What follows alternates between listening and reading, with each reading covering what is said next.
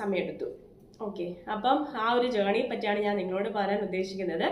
ഇപ്പം ഒന്നെന്ന് വെച്ചാൽ മെയിൻ റീസൺ എന്ന് വെച്ചാൽ കുഞ്ഞ് തന്നെയാണ്. ഞാനിപ്പോൾ ഇവിടെ ഒറ്റയ്ക്കാണ് താമസിക്കുന്നത്.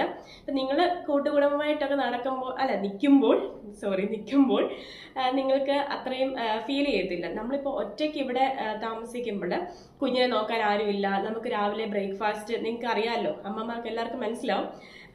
ബ്രേക്ക്ഫാസ്റ്റ് കഴിക്കുന്ന സമയത്ത് കുഞ്ഞ് കിടന്ന് കരയും. അപ്പം ആ ബ്രേക്ക്ഫാസ്റ്റ് കംപ്ലീറ്റ് ചെയ്യാൻ പറ്റത്തില്ല. അത് കഴിഞ്ഞിട്ട് പിന്നെ കുഞ്ഞിന്റെ കാര്യങ്ങളായി, കുഞ്ഞിനെ കുളിപ്പിക്കണം, കുഞ്ഞിന് ഉള്ള ഫുഡ് കാര്യങ്ങൾ അങ്ങനെ എല്ലാം ആയി കഴിയുമ്പോഴത്തേക്കും നമ്മുടെ ബ്രേക്ക്ഫാസ്റ്റും കഴിയും, ലഞ്ചിന്റെ സമയവും. അപ്പം അതാണ് മെയിൻ ഒരു റീസൺ. എനിക്ക് കഴിക്കാനുള്ള ടൈം ഇല്ലായിരുന്നു. അപ്പൊ നമ്മൾ ബ്രേക്ക്ഫാസ്റ്റ് ഒക്കെ പെട്ടെന്ന് എന്തെങ്കിലും വാരി വലിച്ചു കഴിയും, പിന്നെ അപ്പോഴത്തേക്ക് കുഞ്ഞ് കരച്ചിൽ തുടങ്ങും.